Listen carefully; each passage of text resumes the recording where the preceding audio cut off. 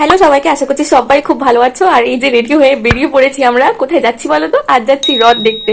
আর আমাদের বাড়ির সামনেই, মানে সামনে ঠিক না, একটু দূরে, খুব একটা বেশি না, সেখানেই রথ আসে প্রত্যেকবার। আমি ছোটবেলা থেকে যাই রথের দড়ি টানার জন্য, সেখানেই যাচ্ছি। আমার মাসিরাও এসছে। তো চলো দেখতে থাকো পুরো ভিডিওটা।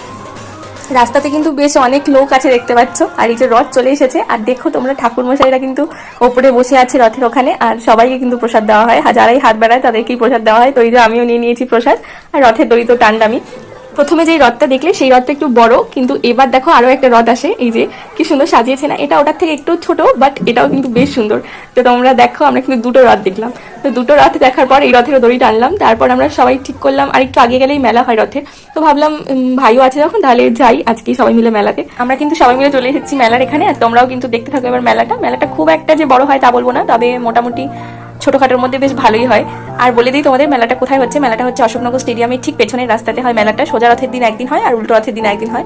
তো উল্টো রথের দিন আবার হবে। তোমরা যদি কেউ আসতে চাও অবশ্যই আসতে পারো। আর এই যে দেখো, ওকে দেখে আমার ঠিক ছোটবেলার কথা মনে পড়ে গেল। আমি যেখানেই যেতাম, মেলা হোক বা পুজো, এই মেহেন্দিগুলো যেখানেই দেখতাম আমাকে দিতেই হবে। এটা মা আমাকে না দিয়ে এটা আনতেই পারবে না, আমি এটা পরবই।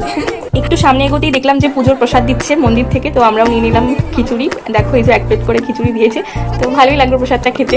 আর তারপর প্রসাদ খেয়ে হাতটা ধুয়ে চলে এসেছিলাম আরও এখানে দোকানে। আমিও কিছু কিনলাম টুকটাক জিনিসপত্র।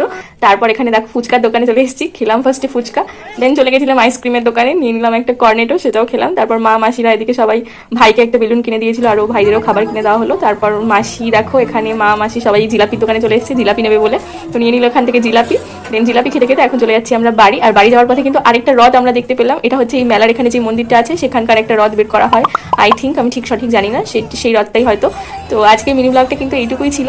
আর তোমাদেরকে আমি দেখাচ্ছি কি কি কিনেছি আমি। সেটা হচ্ছে এই যে, এটা হচ্ছে গিয়ে একটা হাত পাখা আমি কিনেছি। আর এই যে এটা একটা গজরা টাইপের, এই কাগজ দিয়ে বানানো আই থিঙ্ক, কাগজ না মানে কাপড় দিয়েই সাদা সাদা এটা।